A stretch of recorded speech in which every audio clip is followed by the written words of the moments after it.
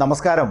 പല കാലാവസ്ഥകൾ, പലതരം ജീവിത സാഹചര്യങ്ങൾ, പലമട്ടിൽ ഉത്സവങ്ങൾ, അങ്ങനെ സാമൂഹ്യ രാഷ്ട്രീയ ജീവിതത്തെ സ്വാധീനിക്കുന്ന ഒട്ടേറെ വൈവിധ്യങ്ങളും വൈരുദ്ധ്യങ്ങളും കെട്ടുപിണഞ്ഞു കിടക്കുന്ന ഇന്ത്യ എന്ന മഹാരാജ്യത്ത് ഓരോ 100 മൈൽ ചെല്ലുമ്പോഴും ജീവിത സാഹചര്യങ്ങൾ വ്യത്യസ്ത പശ്ചാത്തലമൊരുക്കുമ്പോൾ അതിനെയെല്ലാം ഒരു പരിധിവരെ രാഷ്ട്രീയമായി അതിജീവിക്കാനും ഇന്ത്യ എന്ന രാഷ്ട്രീയ സ്വത്വത്തെ ഒരുമിപ്പിച്ച് കൊണ്ടുപോകുവാനും ഫെഡറൽ റിപ്പബ്ലിക് എന്ന തത്വത്തിൽ ഊന്നിയാണ് ഇന്ത്യ നിന്നത്.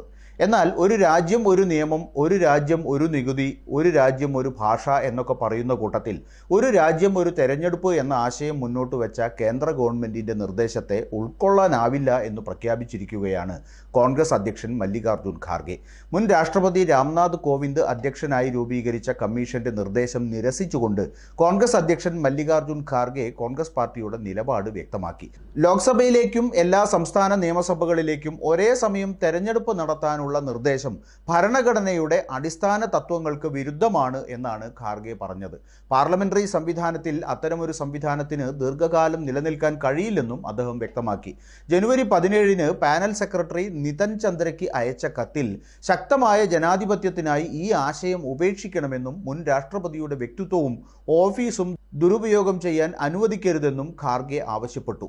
യൂണിയൻ ഗവൺമെന്റ് ഇതിനകം രൂപപ്പെടുത്തിയ ഒരു പദ്ധതി കമ്മിറ്റിയുടെ മറവിൽ എല്ലാവരുമായി കൂടിയാലോചനകൾ നടത്തിയാണ് നടപ്പിൽ വരുത്താൻ പോകുന്നത് എന്ന ധാരണ പരത്താനാണ് ഇപ്പോൾ അഭിപ്രായ ശേഖരണം നടത്തുന്നതെന്നാണ് സാധാരണ വോട്ടർമാർ പോലും കരുതുന്നത് എന്ന് ഖാർഗെ കളിയാക്കി. ഒരു രാഷ്ട്രം ഒരു തെരഞ്ഞെടുപ്പ് എന്ന ആശയത്തെ ഇന്ത്യൻ നാഷണൽ കോൺഗ്രസ് ശക്തമായി എതിർക്കുന്നു. അക്കാര്യത്തിൽ കൂടുതൽ ചർച്ചയ്ക്കില്ലെന്നും ഖാർഗെ കൂട്ടിച്ചേർത്തു. അഭിവൃദ്ധി പ്രാപിക്കുന്നതും സുസ്ഥിരവുമായ ജനാധിപത്യം നിലനിർത്തുന്നതിന് ഈ ആശയം മുഴുവൻ ഉപേക്ഷിക്കുകയും ഉന്നതാധികാര സമിതി പിരിച്ചുവിടുകയും ചെയ്യേണ്ടത് അത്യന്താപേക്ഷിതമാണെന്നും ഖാർഗെ ആവശ്യപ്പെട്ടു. വോട്ടെടുപ്പ് ചെലവും രാഷ്ട്രീയ ഫണ്ടിങ്ങും ഒരേ സമയം തെരഞ്ഞെടുപ്പുകൾ നടത്തുന്നത് പണം ലാഭിക്കാൻ സഹായിക്കുമെന്ന തെരഞ്ഞെടുപ്പ് കമ്മീഷന്റെ പ്രസ്താവനയാണ് പാനൽ ഉയർത്തിക്കാട്ടുന്നതെന്ന് കോൺഗ്രസ് അധ്യക്ഷൻ വിമർശിച്ചു. 2014 ലോക്സഭാ തെരഞ്ഞെടുപ്പിൽ വിവിപാറ്റ് മെഷീനുകൾ ഉപയോഗിച്ച് നടത്തുന്നതിന് ഏകദേശം 3870 കോടി രൂപ ചെലവ് വരുമെന്ന് ഇലക്ഷൻ കമ്മീഷൻ കണക്കാക്കിയിരുന്നു. ഇതിന് വിപരീതമായി കേന്ദ്രം ഭരിക്കുന്ന പാർട്ടിക്ക് 2016-22 കാലയളവിൽ 10,122 കോടി രൂപ സംഭാവന ലഭിച്ചു. അതിൽ 5,271.97 കോടി രൂപ അജ്ഞാത ഇലക്ട്രൽ ബോണ്ടുകൾ വഴിയാണ് ലഭിച്ചത്. ഒരേ സമയം വോട്ടെടുപ്പ് എന്ന ആശയം അടിസ്ഥാന പ്രശ്നമാണ് എന്ന് കോൺഗ്രസ് അധ്യക്ഷൻ വിശദീകരിച്ചു.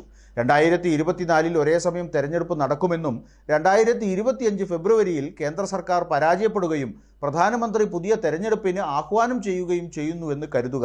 അല്ലെങ്കിൽ ഒരു പ്രധാന നയപരമായ വിഷയത്തിൽ പ്രധാനമന്ത്രി പുതിയ ജനവിധി തേടാൻ തീരുമാനിച്ചെന്ന് കരുതുക. എല്ലാ സംസ്ഥാന അസംബ്ലികളും പിരിച്ചുവിട്ട് രാജ്യത്തുടനീളം ഒരേ സമയം തെരഞ്ഞെടുപ്പ് നടത്തുമോ എന്ന് ഖാർഗെ ചോദിച്ചു. BJPയെ പേരെടുത്തു പറയാതെ ഒരു പ്രത്യേക പാർട്ടി സർക്കാർ സംവിധാനത്തെ ദുരുപയോഗം ചെയ്യുകയും കൂറുമാറ്റ നിരോധന നിയമം അട്ടിമറിക്കുകയും ജനങ്ങളുടെ ജനവിധി കവർന്നെടുക്കുകയും ചെയ്തപ്പോൾ സംസ്ഥാന നിയമസഭകൾ അസ്ഥിരപ്പെടുന്നത് സമീപകാലത്ത് ഏറെ കണ്ടതാണ്.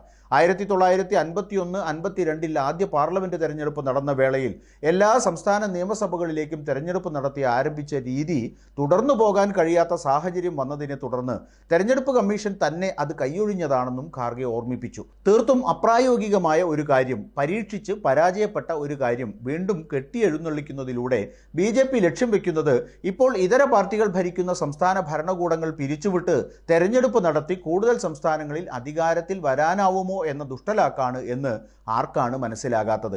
അതുകൊണ്ട് തന്നെയാണ് കോൺഗ്രസ് ഉൾപ്പെടെയുള്ള ഇന്ത്യ സഖ്യത്തിലെ കക്ഷികൾ BJPയുടെ ഈ നീക്കത്തെ തുറന്നെതിർക്കുന്നത്.